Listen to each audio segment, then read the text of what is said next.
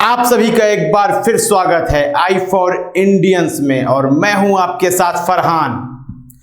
भारत की एक छवि थी, सेकुलर देश माना जाता था, विभिन्नताओं में यानी विविधताओं में एकता का एक संदेश पूरे विश्व को देता था। लेकिन 2014 के बाद विविधताओं में एकता का यह संदेश अब हमें लोगों से लेना पड़ रहा है। जहां हम दूसरों को सीख देते थे, अन्य देशों को सीख दिया करते थे, वहीं अब हमें चेतावनी मिलनी शुरू हो गई है। USCIRF की बात करेंगे, उसके सर्वे के अनुसार, उसकी एक रिपोर्ट के अनुसार जो बात सामने आई है वह बेहद ही चौंकाने वाली है। लेकिन चौंकने की आवश्यकता सभी को नहीं है, बल्कि उन लोगों को चौंकने की आवश्यकता है जो भारत को अभी भी एक सेकुलर देश मानते हैं और यह मानते हैं कि वहां सभी धर्मों को बराबरी की जगह दी जाती है। हाँ, आपको थोड़ा बीते दिनों में ले चलते हैं। CAA, NRC और NPR के खिलाफ लगातार प्रदर्शन हो रहे थे, भारतीय निकलकर बाहर आ रहे थे। वह कोई देशद्रोही नहीं थे, फिर भी उन्हें गद्दार कहा जा रहा था, गोली मारने की बात कही जा रही थी। यही मुद्दा धारा 370 को हटाने के लिए हुआ। आप कहेंगे क्या हम धारा 370 के हटाने की निंदा कर रहे हैं? बिल्कुल नहीं। जिस तरह से हटाई गई और मुख्य धारा के नेताओं को, बल्कि जो जनता द्वारा चुने हुए नुमाइंदों को जिस तरह पब्लिक सेफ्टी एक्ट के तहत लगातार नजरबंद रखा गया है, वह काफी निंदनीय है और लगातार इसकी निंदा होती रहेगी। USCIRF ने भी इसकी निंदा की है और बताया है कि भारत में एक समुदाय को दबाने की कोशिश की जा रही है, अल्पसंख्यकों के साथ भेदभाव की स्थिति आ चुकी है, USCIRF का कहना है।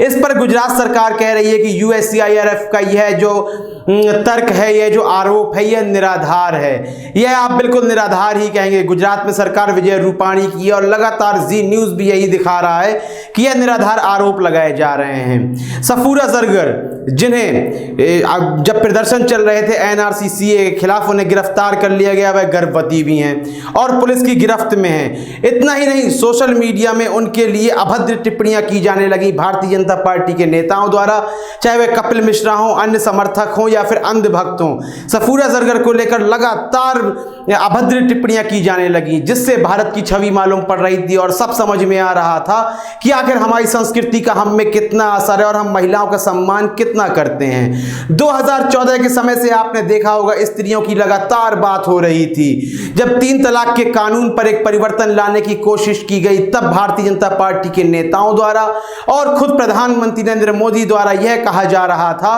कि हम अपनी मुस्लिम बहनों की हिफाजत करेंगे।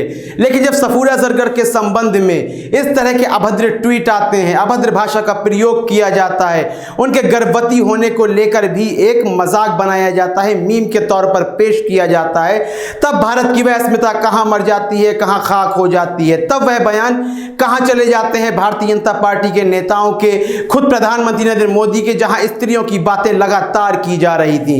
USCIRF की यदि आप उसकी रिपोर्ट की बात करें और उसमें मेरे व्यक्तिगत बयान की बात करें तो वह रिपोर्ट बिल्कुल सही है और मेरा भी यही व्यक्तिगत बयान है कि 2014 से 2020 का समय आ चुका है, लेकिन मुसलमान यानी अल्पसंख्यकों को लगातार प्रताड़ित किया जा रहा है। आप कहेंगे क्या मैं हिंदू समाज पर निशाना साध रहा हूं? बिल्कुल नहीं। जहां प्रताड़ित करने वाला बहुसंख्यक समाज है, तो वहीं कांधे से कांधा मिलाकर साथ खड़े होने वाला, शाहीन बाग में साथ प्रदर्शन करने वाला, पूरे हिंदुस्तान में प्रदर्शन करने वाला हिंदू समाज साथ आया, सिख समाज साथ आया। यह भी नहीं, बल्कि सिख समाज के लोग भी उस प्रदर्शन में साथ आए।